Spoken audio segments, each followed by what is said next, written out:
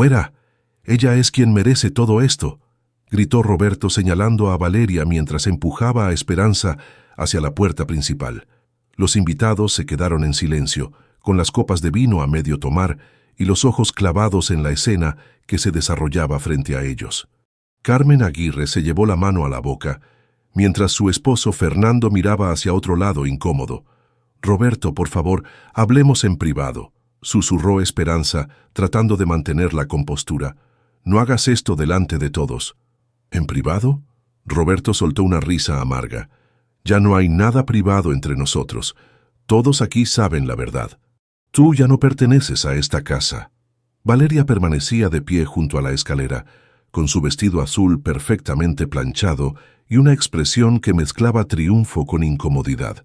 Sus ojos evitaban los de Esperanza, pero su postura demostraba que no tenía intención de marcharse. Pero regresemos al inicio de esa noche que cambiaría todo. Esperanza había comenzado los preparativos desde las 6 de la mañana. El 15 de septiembre siempre había sido especial para ella, no solo por ser el día de la independencia, sino porque Roberto le había propuesto matrimonio exactamente 8 años atrás, durante los festejos en el centro de Guadalajara. En el mercado San Juan de Dios, doña Lupita, la vendedora de chiles, la saludó como siempre. «¿Cómo está la maestra más bonita de todo Guadalajara?» «Muy bien, doña Lupita. Hoy tengo cena en casa y necesito sus mejores chiles poblanos». «Ay, qué suerte tiene su Roberto. No cualquier hombre tiene una esposa que cocine como usted». Esperanza sonrió mientras elegía los ingredientes. Chiles poblanos para los chiles en nogada, caldo de pollo para el pozole y todos los elementos para el tres leches que tanto le gustaba a Roberto.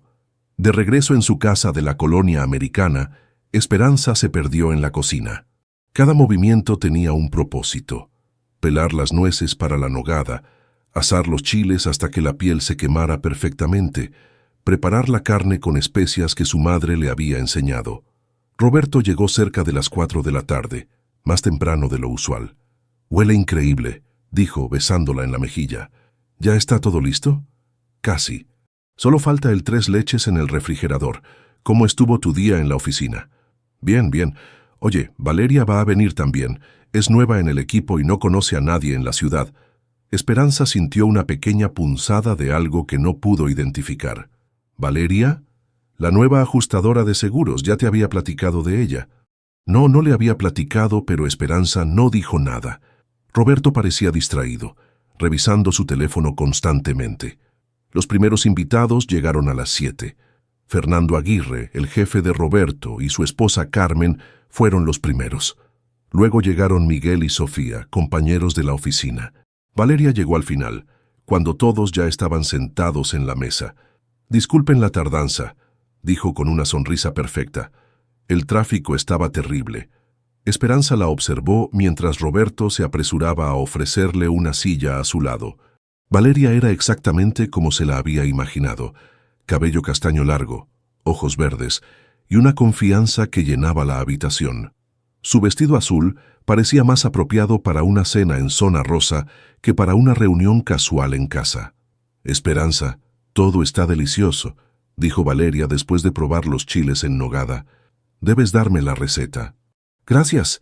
Es una receta de mi abuela». Durante la cena, Esperanza notó que Roberto dirigía la mayoría de sus comentarios hacia Valeria. Le explicaba chistes internos de la oficina, le llenaba la copa de vino antes de que se vaciara y reía con más entusiasmo de lo normal ante sus comentarios. «Roberto me ha platicado mucho de ti», le dijo Valeria a Esperanza. «Dice que eres la mejor maestra de 4º grado en toda la ciudad». «Exagera», respondió Esperanza, pero algo en el tono de Valeria le sonó falso. Después de la cena, mientras Esperanza recogía los platos, escuchó risas desde el jardín. A través de la ventana de la cocina vio a Roberto y Valeria conversando junto a los rosales que ella había plantado el año anterior. Carmen se acercó a ayudarla con los trastes. «¿Todo bien?», preguntó en voz baja. «Sí. ¿Por qué?». Carmen vaciló. «No, nada. Solo... Roberto parece muy contento esta noche». Esperanza fingió no entender el subtexto, pero su corazón comenzó a latir más rápido. Cuando terminó de lavar los platos, Decidió buscar a Roberto para que ayudara con el postre. No estaba en el jardín, tampoco en la sala con los demás invitados. Subió las escaleras hacia su recámara, pensando que tal vez había ido por algo. La puerta estaba entreabierta. Los vio antes de que ellos la vieran a ella. Roberto tenía a Valeria entre sus brazos, besándola con una pasión que Esperanza no había visto en años. Las manos de él acariciaban su cabello, mientras ella se aferraba a su camisa. «¿Qué está pasando aquí?», preguntó Esperanza con voz temblorosa. Se separaron bruscamente. Roberto no mostró culpa ni sorpresa, solo irritación. «Esperanza, podemos explicar». «¿Explicar qué? ¿Que mi marido está besando a otra mujer en nuestra recámara mientras yo sirvo la cena a sus invitados?» Valeria se acomodó el vestido y levantó la barbilla. «Esperanza, esto no tenía que pasar así». «¡Cállate!», gritó Esperanza. «No tienes derecho a hablar en mi casa». Roberto se interpuso entre las dos mujeres. «Basta ya.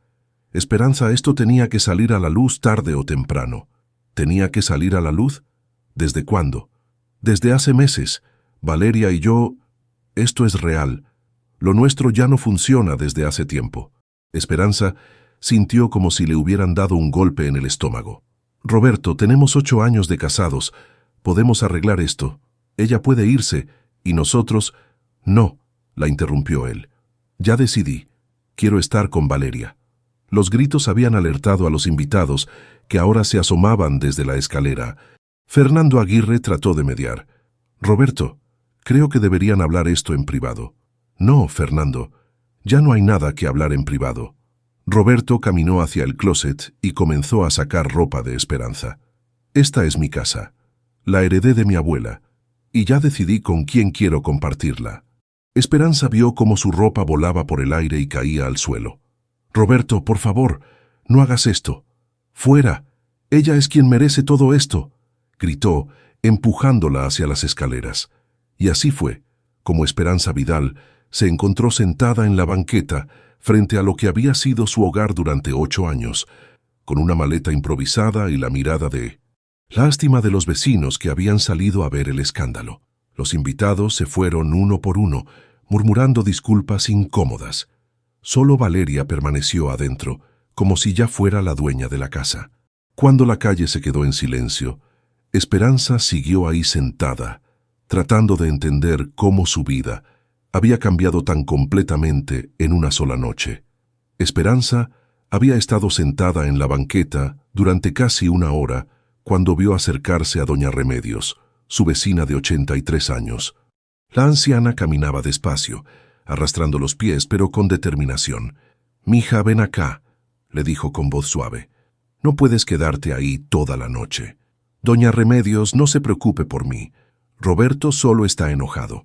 Mañana, seguramente». «No, niña, mañana no va a ser diferente», la interrumpió la anciana. «Ven, necesito enseñarte algo». Esperanza la siguió hasta la casa de al lado. La sala de doña Remedios olía a canela y medicina, con santos en cada rincón y fotografías de familia cubriendo las paredes. «Siéntate», le dijo, señalando el sofá. «Voy por algo que tienes que ver». Regresó con un sobre manila amarillento. «Hace 3 meses, cuando salí de la farmacia, vi a tu Roberto con esa mujer en el restaurante de la esquina de Chapultepec. Pensé que era trabajo, pero algo me pareció raro». Doña Remedios abrió el sobre. Empecé a prestar atención. Esperanza tomó las fotografías con manos temblorosas. La primera mostraba a Roberto y Valeria abrazados afuera de un hotel en Zona Rosa. La fecha en la parte inferior decía junio 15, 2024. «Junio», murmuró Esperanza. «Yo estaba en el curso de verano para maestros». «Sigue viendo», dijo doña Remedios con tristeza. La segunda foto los mostraba entrando a un joyería en Andares. En la tercera, Valeria llevaba puestos los aretes de perlas que Roberto le había regalado a Esperanza en su 5º aniversario, los mismos aretes que supuestamente habían robado durante el asalto a su casa en julio. «No hubo ningún robo, ¿verdad?», preguntó Esperanza, aunque ya conocía la respuesta. «No, mija, él se los dio a ella». Esperanza siguió revisando las fotos. Roberto y Valeria en el cine, en restaurantes, besándose en el carro de él.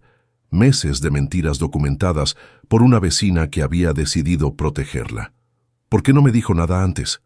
Porque esperaba estar equivocada, y porque sabía que me ibas a odiar por ser la mensajera. Esperanza abrazó a la anciana. Gracias, doña Remedios. Gracias por cuidarme. Ahora llama a tu hermana, no puedes quedarte aquí esta noche. Marisol llegó una hora después, con Diego dormido en el asiento trasero de su carro. Su hermana menor había crecido más fuerte que ella. 8 años de ser madre soltera la habían endurecido de maneras que Esperanza nunca había necesitado. ¿Dónde está ese imbécil?, preguntó Marisol, viendo hacia la casa donde todavía había luces encendidas. Adentro, con ella. ¿Quieres que le vaya a partir la cara? No, Mari, solo quiero irme de aquí. El apartamento de Marisol en Colonia Mezquitán era pequeño pero acogedor. Diego tenía su propia recámara, y Marisol había convertido la sala en su espacio personal. Ahora Esperanza tendría que dormir en el sofá. Puedes quedarte el tiempo que necesites, le dijo Marisol mientras le daba sábanas. Pero mañana tienes que ir a ver a un abogado. No tengo dinero para un abogado. Yo conozco a una que es buena y barata. Patricia Morales. Maneja divorcios complicados. Esperanza se acostó en el sofá pero no pudo dormir. Cada vez que cerraba los ojos, veía la expresión de triunfo en la cara de Valeria, la frialdad en los ojos de Roberto, la lástima en las caras de los invitados. Su teléfono vibró. Un mensaje de texto de Roberto. Ven mañana por el resto de tus cosas. Estaré en el trabajo. Ni una disculpa, ni una explicación, solo una orden. Al día siguiente, Diego se despertó temprano y encontró a Esperanza llorando en la cocina mientras preparaba café. Tía Espe, ¿por qué estás triste? Porque a veces los adultos toman decisiones que lastiman a otros, mi amor. ¿Tío Roberto te lastimó? Esperanza se sorprendió de la perspicacia del niño. Sí, pero no con golpes. Hay otras maneras de lastimar a las personas. Mi maestra dice que los que lastiman a otros son los que tienen el corazón roto por dentro. Tu maestra es muy sabia. Diego la abrazó. Tú no tienes el corazón roto por dentro, tía Espe. Tú eres buena. Esperanza regresó a la casa acompañada de Marisol para recoger sus pertenencias. Roberto había cumplido su palabra. No estaba ahí, pero había dejado cajas en el jardín con sus cosas. Ni siquiera tuvo la decencia de empacar bien, murmuró Marisol viendo la ropa arrugada. Esperanza revisó las cajas. Faltaban cosas importantes. Sus libros favoritos, algunas fotografías familiares, sus plantas del jardín. Pero lo que más le dolió fue encontrar tirada en el suelo la foto de su boda. El vidrio estaba roto. Deja eso, le dijo Marisol. Ya no importa. Pero Esperanza levantó la fotografía con cuidado. Ahí estaba ella, radiante en su vestido blanco, abrazada a un Roberto que parecía sinceramente feliz. ¿Cuándo había comenzado todo a cambiar? Al salir, Valeria llegó en su carro. Se estacionó con toda la confianza del mundo, como si fuera su casa. Esperanza, la llamó. Necesitamos hablar. No tengo nada que hablar contigo. Mira, yo no planeé que las cosas pasaran así. Roberto y yo nos enamoramos. Estas cosas pasan. Marisol se acercó amenazadoramente. Estas cosas pasan. ¿Destruir matrimonios es algo natural para ti? Nadie destruyó nada que ya no estuviera roto, respondió Valeria. Roberto me dijo que hacía años que no era feliz con Esperanza. ¿Y tú le creíste?, preguntó Esperanza. ¿Un hombre que engaña a su esposa te parece confiable? Por primera vez, Valeria pareció incómoda. Eso es diferente. Conmigo es diferente. Eso espero, dijo Esperanza. Por tu bien. Esa tarde, Esperanza visitó a la licenciada Patricia Morales. Su oficina estaba en un edificio viejo del centro, con muebles gastados pero un ambiente profesional. Cuénteme todo desde el principio, le dijo la abogada, una mujer de 40 y tantos años con ojos inteligentes. Esperanza relató la historia, desde la cena hasta las fotografías de doña Remedios. La casa está a nombre de ¿quién? De Roberto. La heredó de su abuela. ¿Tienen cuentas bancarias conjuntas? Sí, pero él maneja todo el dinero. Yo solo tengo mi sueldo de maestra. Patricia tomó notas. ¿Bienes muebles comprados durante el matrimonio? El carro, algunos muebles, electrodomésticos. ¿Pruebas de adulterio? Esperanza mostró las fotografías.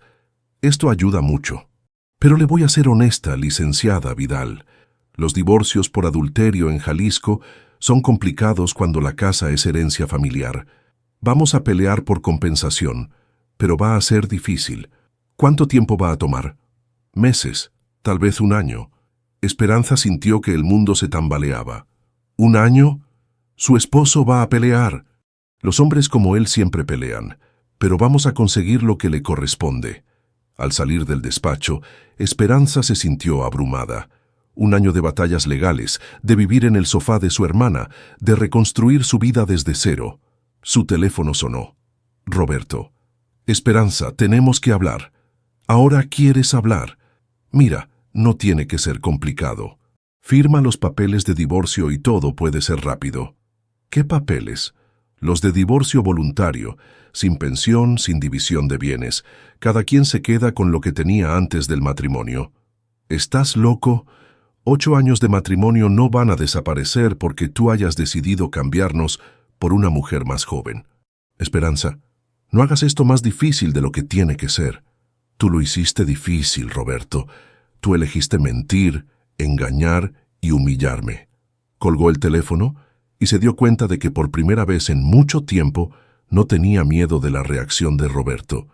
La furia era mejor que la tristeza. La guerra apenas había comenzado.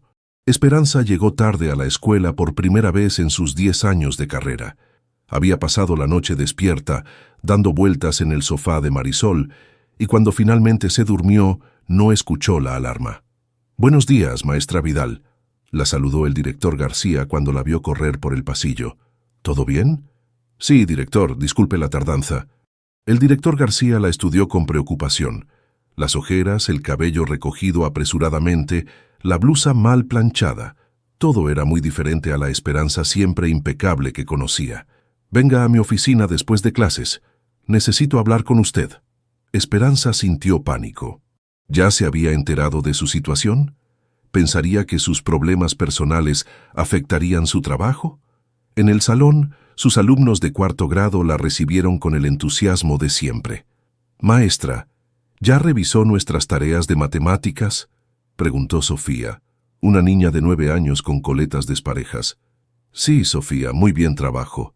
Pero durante la clase de lectura, Esperanza se distrajo.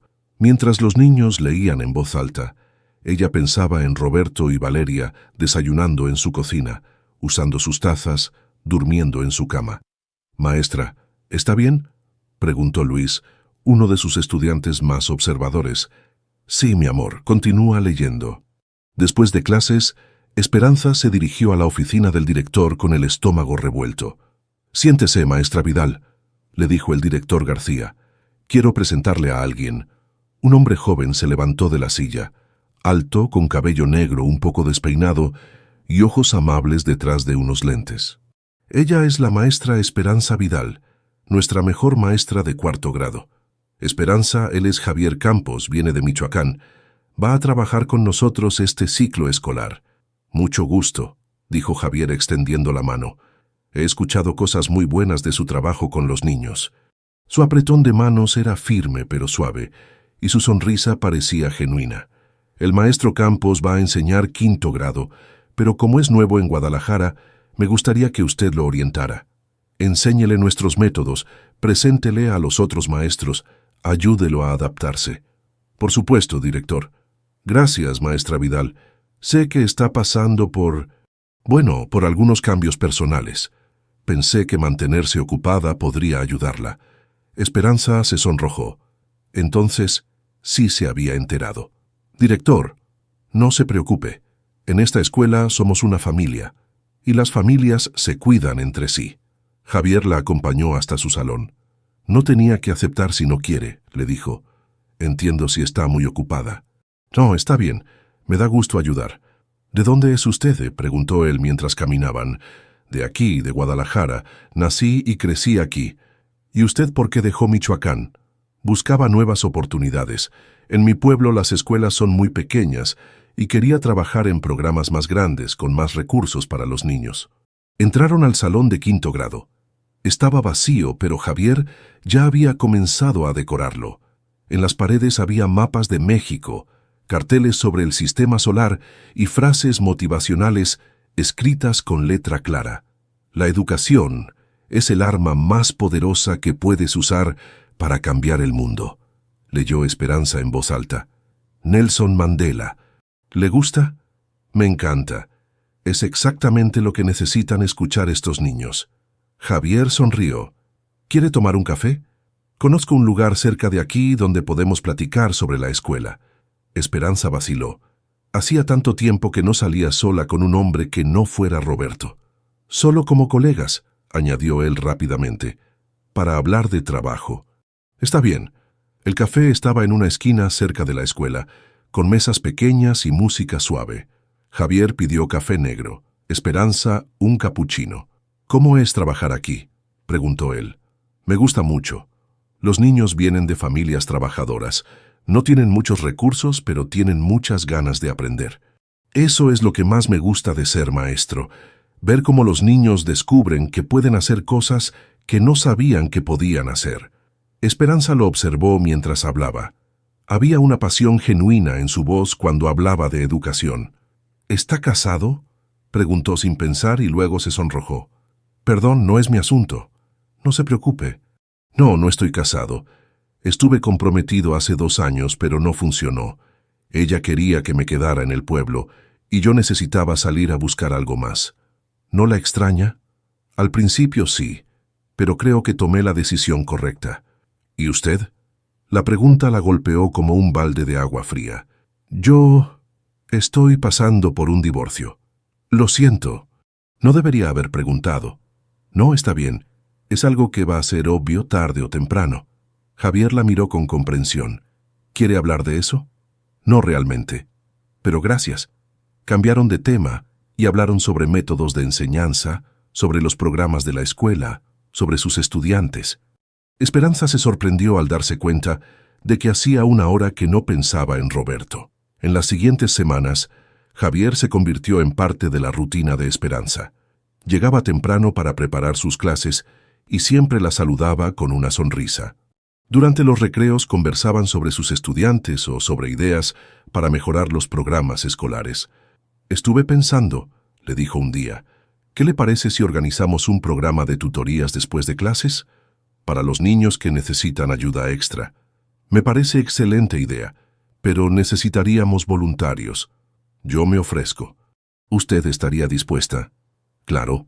El programa comenzó 2 semanas después. Esperanza se quedaba 3 días a la semana después de clases, ayudando a niños con dificultades en matemáticas y lectura. Javier hacía lo mismo con ciencias sociales y ciencias naturales. Una tarde, mientras ayudaba a una niña con fracciones, Esperanza se dio cuenta de que por primera vez en meses se sentía útil y con propósito. «Maestra, ¿ya entendí?», preguntó la niña. «Sí, mi amor. Lo hiciste muy bien». Javier se acercó cuando la niña se fue. «Se ve más feliz últimamente». «¿Sí?» «Sí. Cuando llegó parecía que llevaba el peso del mundo en los hombros. Tal vez porque así era. ¿Y ahora?» Esperanza lo pensó. «Ahora siento que tengo un propósito otra vez». Pero los días buenos se alternaban con días difíciles. Una mañana, Esperanza tuvo su primer ataque de pánico en la escuela. Estaba explicando una lección cuando de repente sintió que no podía respirar. El salón comenzó a dar vueltas y tuvo que sentarse. «Maestra, ¿está bien?», preguntaron varios niños al mismo tiempo. «Sí, solo necesito un momento». Javier apareció en la puerta. «¿Todo bien aquí?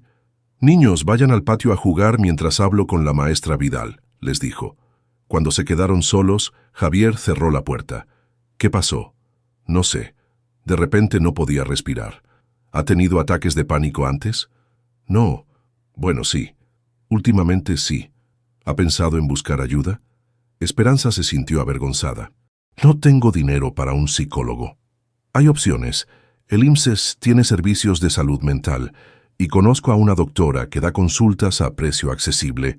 Esa tarde, Javier le escribió en un papel el nombre y teléfono de la doctora Alicia Ruiz. «Solo llámela. No tiene nada que perder».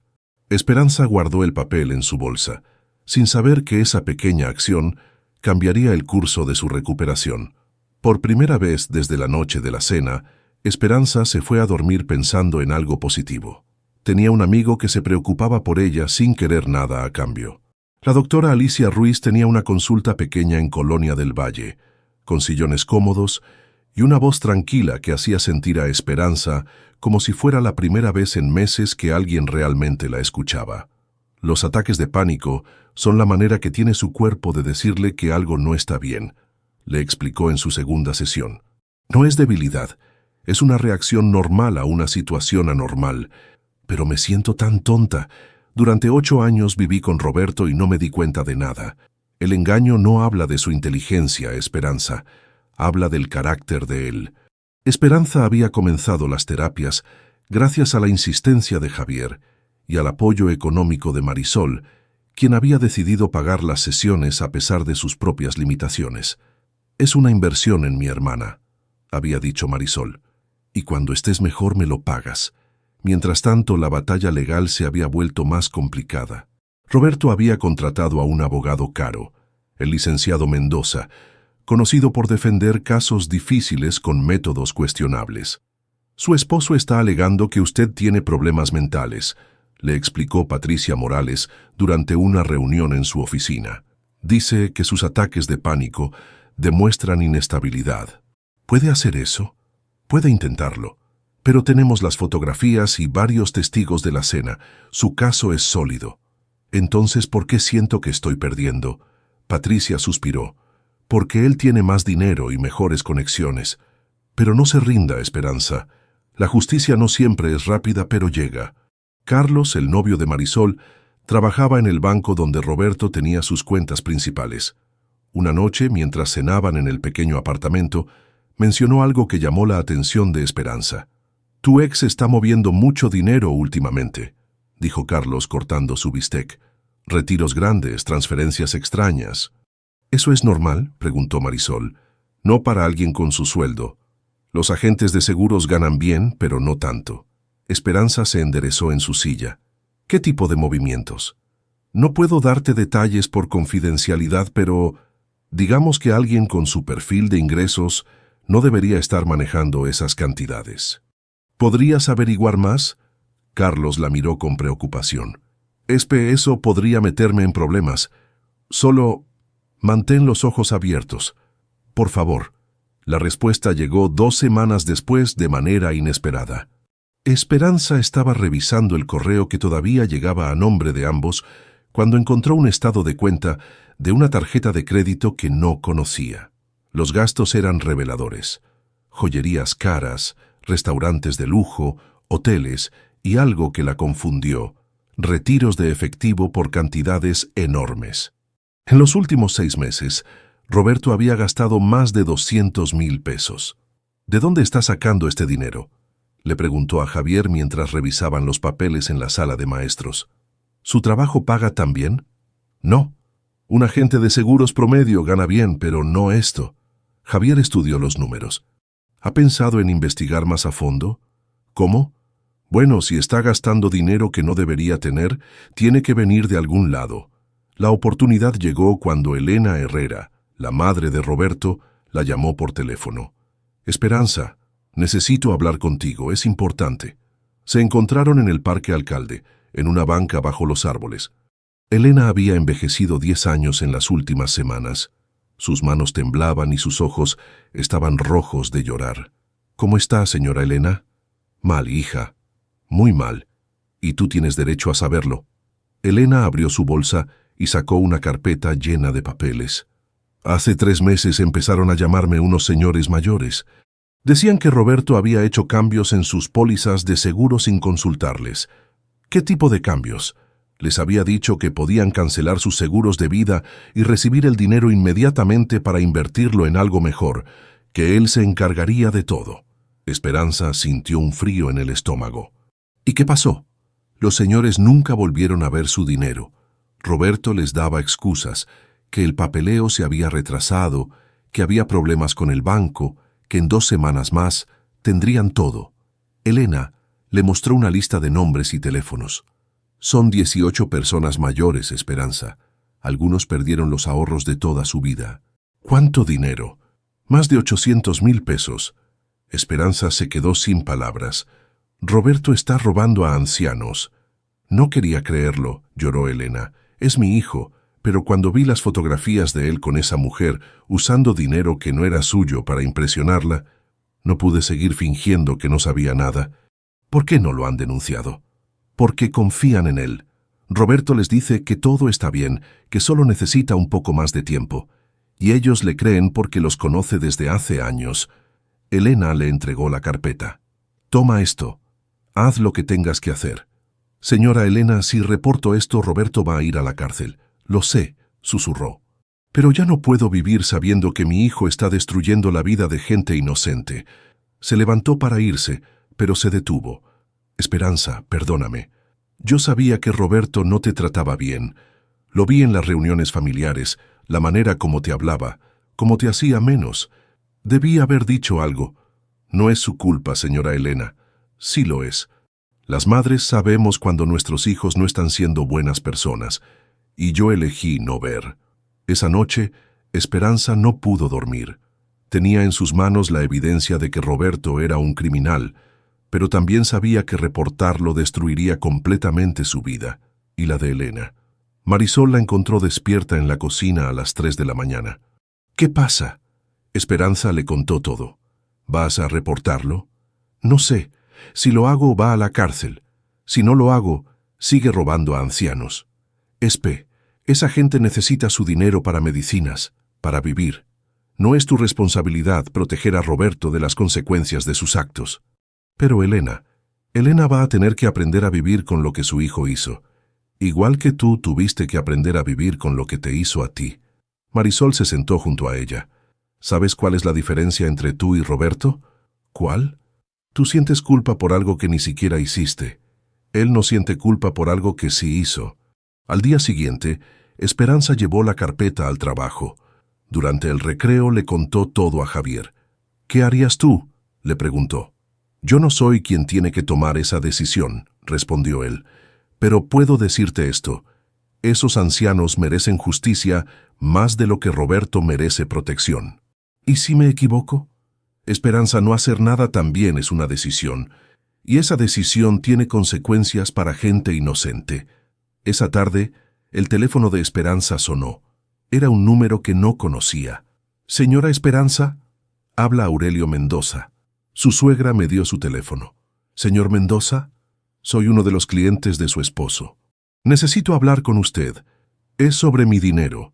El dinero que le di a Roberto hace 4 meses y que nunca he vuelto a ver». La voz del anciano se quebró. «Señora, ese era el dinero de mi seguro de vida. 150,000 pesos. Era todo lo que tenía para mis medicinas y mi renta. Roberto me prometió que en un mes lo duplicaría». Esperanza cerró los ojos. «Señor Aurelio, puede venir a verme mañana.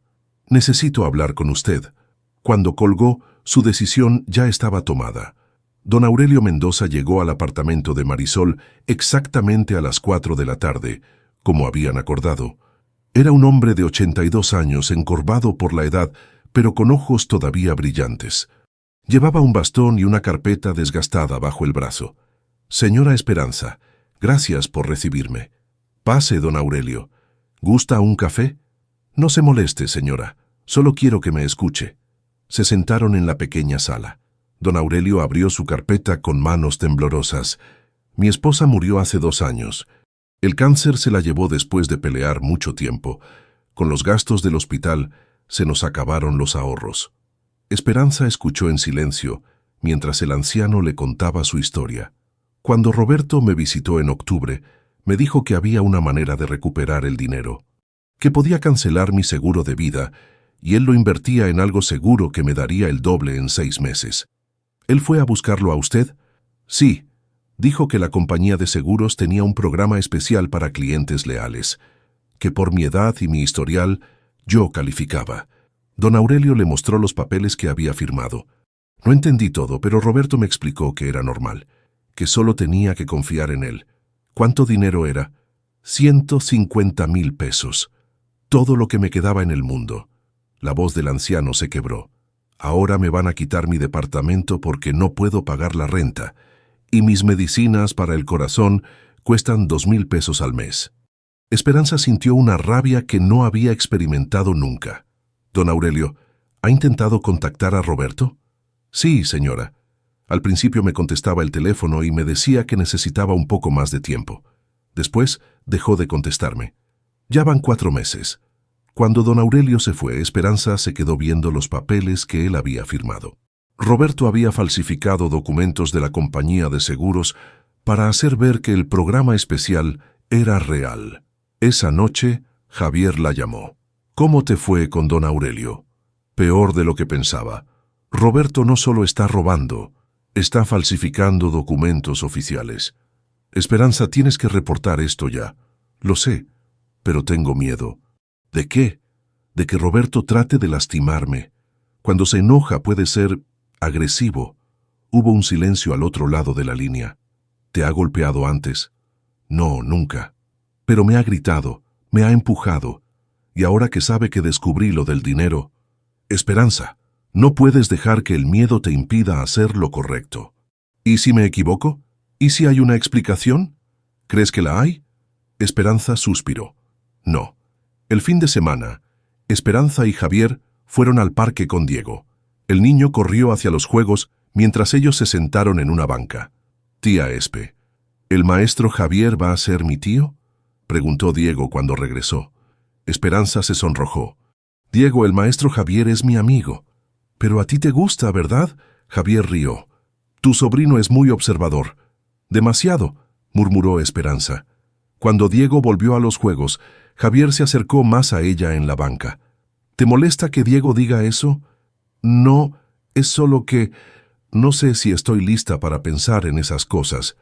No hay prisa, dijo él. Pero me gustaría que supieras que cuando estés lista, yo voy a estar aquí. Era la primera declaración romántica que alguien le había hecho en años, y por primera vez se sintió realmente deseada, no solo necesitada. Javier, no tienes que decir nada. Solo quería que lo supieras. La besó suavemente en la mejilla, un gesto tan tierno que Esperanza sintió ganas de llorar. El lunes por la mañana, Roberto apareció en la escuela. Esperanza estaba en el patio vigilando el recreo cuando lo vio caminar hacia ella con expresión furiosa. ¿Qué haces aquí?, le preguntó. Necesitamos hablar, ahora. Estoy trabajando. Mi madre me dijo que te dio unos papeles. Devuélvemelos. Los niños habían notado la tensión y se habían acercado curiosos. Esperanza no quería hacer una escena frente a ellos. Roberto, vete. Este no es el lugar. Te dije que me devuelvas lo que no es tuyo. Roberto levantó la voz. Javier apareció a su lado. ¿Hay algún problema aquí? ¿Y tú quién eres?, preguntó Roberto agresivamente. Javier Campos, maestro de esta escuela, y creo que necesita irse. No me voy a ir sin hablar con mi esposa. Ex-esposa, corrigió Esperanza. Y ya no tienes derecho a venir a mi trabajo a amenazarme. Roberto se acercó más. ¿Amenazarte? Esperanza, no sabes en lo que te estás metiendo. Devuélveme esos papeles y olvídate de todo esto. ¿O qué? La pregunta quedó colgando en el aire.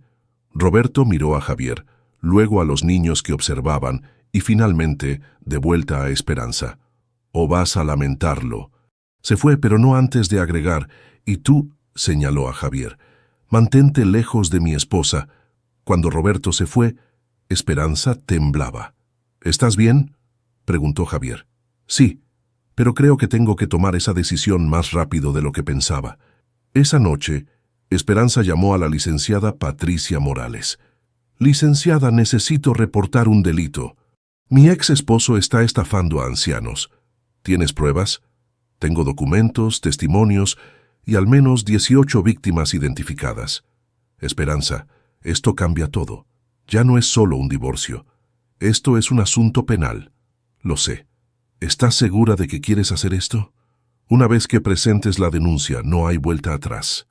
Esperanza pensó en don Aurelio, en su departamento que iba a perder, en sus medicinas que no podía comprar. Estoy segura. Muy bien. Mañana vamos a la fiscalía. Cuando colgó, Esperanza se sintió como si hubiera saltado de un acantilado. No sabía dónde iba a caer, pero ya no había manera de volver atrás. Marisol la encontró llorando en la cocina. «Ya lo hiciste. Mañana presento la denuncia. Hiciste lo correcto. ¿Por qué me siento tan mal entonces? Porque eres buena persona. Las buenas personas sufren cuando tienen que lastimar a otros, incluso cuando esos otros se lo merecen. La denuncia se presentó el 28 de enero de 2025. La Fiscalía tomó el caso en serio inmediatamente. La cantidad de dinero involucrada y el número de víctimas hacían que fuera un delito grave. Roberto fue arrestado en su oficina 2 días después. Las imágenes salieron en las noticias locales. Roberto esposado siendo llevado por policías, mientras Valeria gritaba desde la banqueta. Elena Herrera sufrió un derrame cerebral esa misma noche. Marisol llevó a Esperanza al hospital. «No tienes que entrar», le dijo su hermana. «Nadie va a juzgarte si no lo haces». Pero Esperanza entró. Elena estaba conectada a máquinas, frágil y pequeña, en la cama del hospital. Roberto estaba sentado a su lado, con esposas y un policía vigilándolo. Cuando vio a Esperanza, Roberto la miró con una mezcla de dolor y odio.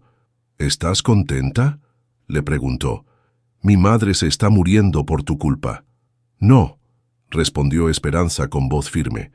«Se está muriendo por la tuya». Elena murió 3 días después, sin haber recuperado la conciencia. Roberto no pudo ir a su funeral. Estaba en prisión esperando juicio.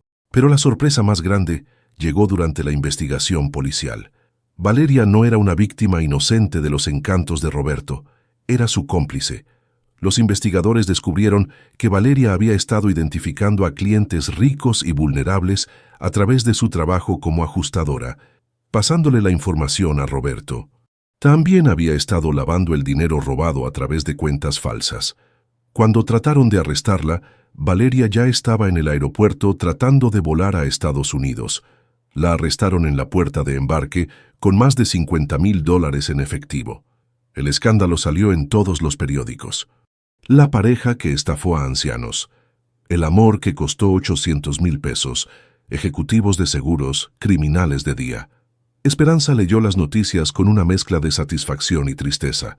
La justicia se estaba haciendo, pero a un costo muy alto para todos los involucrados. Roberto y Valeria, los 2 criminales que habían destruido su matrimonio, finalmente habían sido expuestos por lo que realmente eran.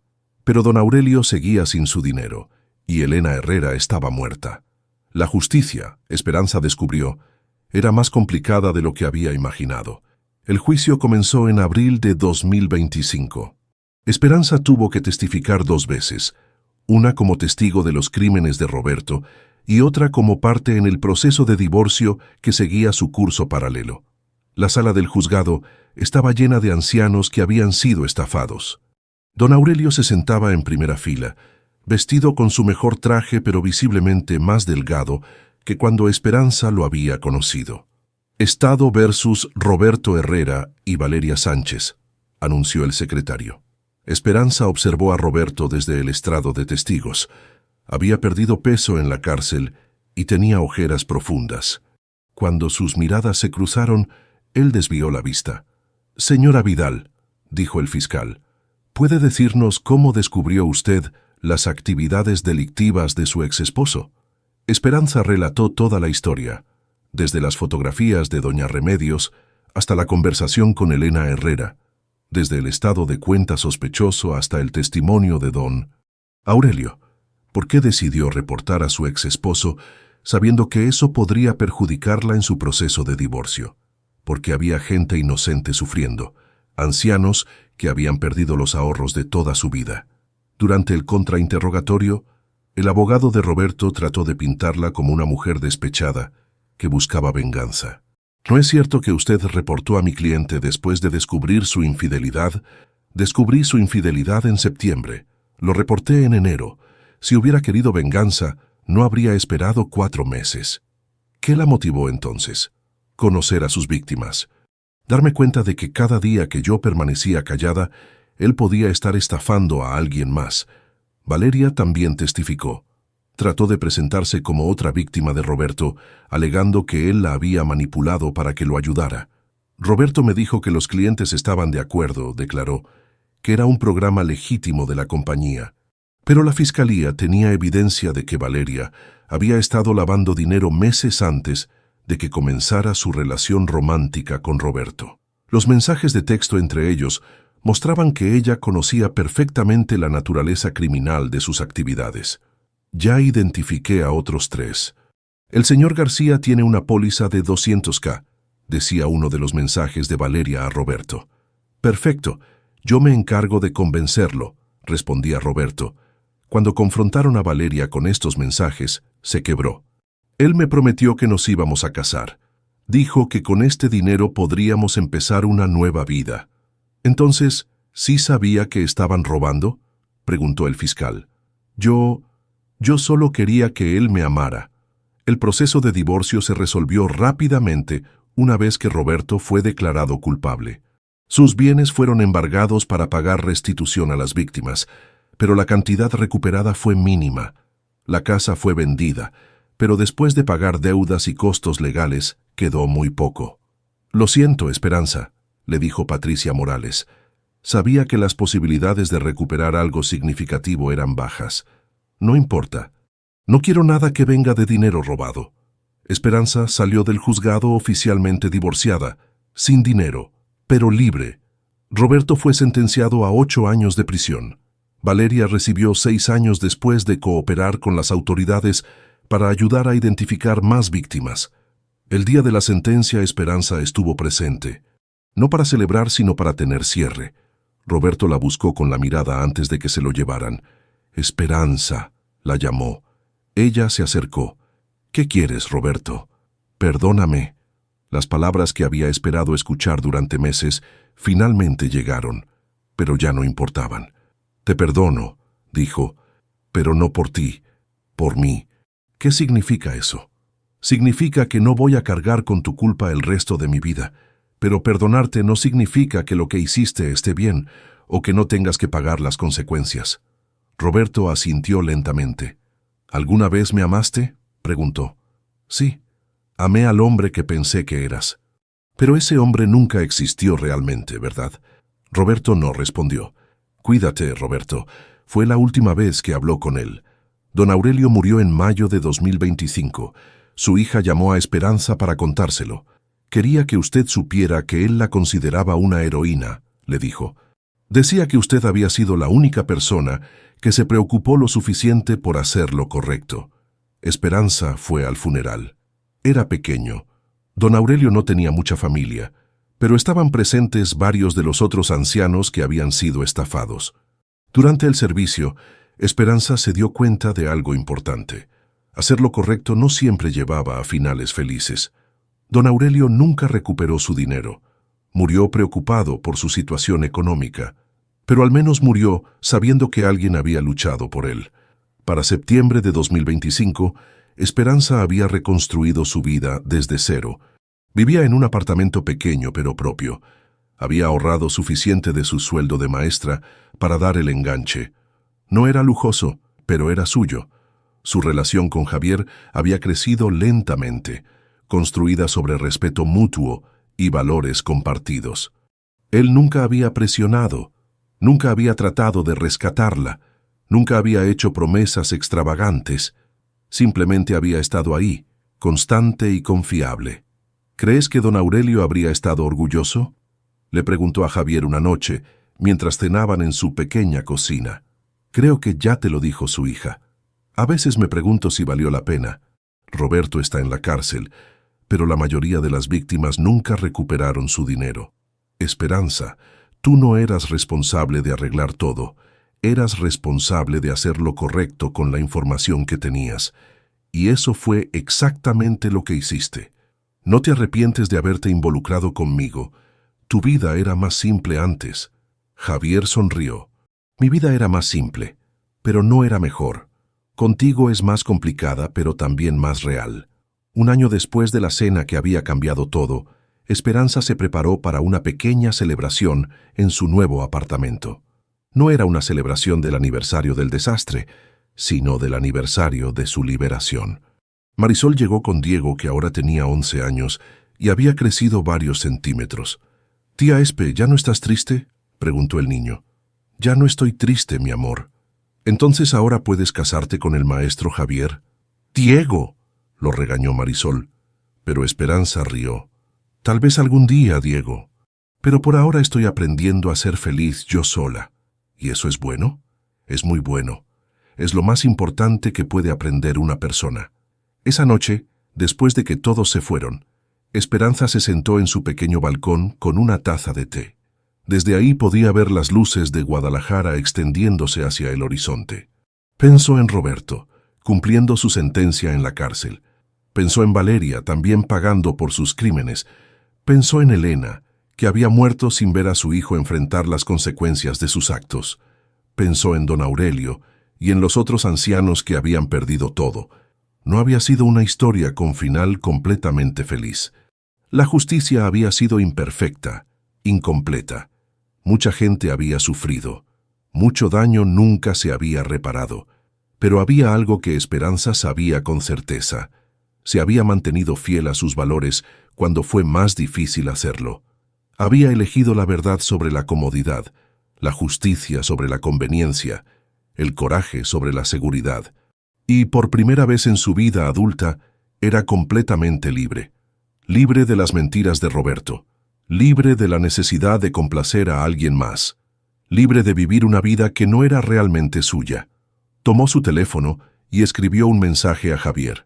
Gracias por enseñarme que el amor real no requiere que sacrifiques quién eres. Su respuesta llegó inmediatamente. Gracias por enseñarme que las personas más valientes son las que eligen hacer lo correcto, incluso cuando les cuesta todo. Esperanza sonrió, guardó el teléfono y siguió viendo las luces de la ciudad. Mañana sería otro día, con nuevos desafíos y nuevas posibilidades. Pero esta noche, por primera vez en mucho tiempo, estaba en paz. 1 año y medio después de los eventos que cambiaron su vida para siempre. La mañana del 15 de septiembre de 2026 amaneció clara y fresca en Guadalajara. Esperanza se despertó temprano en su apartamento, no por ansiedad como había ocurrido tantas veces en el pasado, sino porque tenía planes especiales para ese día. 2 años exactos habían pasado desde aquella cena del Día de la Independencia que había destruido su matrimonio pero había comenzado su verdadera vida. Se vistió con cuidado, un vestido azul sencillo que había comprado con su propio dinero, y preparó café en su pequeña cocina. Por la ventana podía ver el movimiento matutino del barrio, niños caminando hacia la escuela, vendedores abriendo sus puestos, la vida normal de gente trabajadora. Su teléfono vibró. Un mensaje de Javier. ¿Lista para el día de hoy? Más que lista, respondió. La primera parada fue el cementerio donde estaba enterrado don Aurelio Mendoza. Esperanza había adoptado la costumbre de visitarlo cada mes, llevándole flores y contándole cómo iban las cosas. «Buenos días, don Aurelio», dijo colocando un ramo de claveles rojos en su tumba. «Hoy se cumplen 2 años. Pensé que le gustaría saber que varios de sus compañeros han recibido parte de su dinero de vuelta. No todo, pero algo. El silencio del cementerio era pacífico, no triste. También quería contarle que este año la escuela va a nombrar una beca en su honor, para niños de familias trabajadoras que necesiten ayuda con útiles escolares. Fue idea de Javier, pero a mí me pareció perfecta». Una brisa suave movió las flores. «Y don Aurelio, creo que ya es hora de que sepa esto. Javier me pidió que me casara con él. Le dije que sí, pero no porque necesite que alguien me rescate, porque quiero compartir mi vida con alguien que me respeta como soy». Se quedó unos minutos más en silencio, despidiéndose del hombre que le había dado el valor final para hacer lo correcto. La segunda parada fue la escuela. Aunque era sábado, Esperanza tenía las llaves como coordinadora de currículo. Quería revisar los preparativos para la ceremonia del lunes, donde anunciarían oficialmente la beca don Aurelio Mendoza.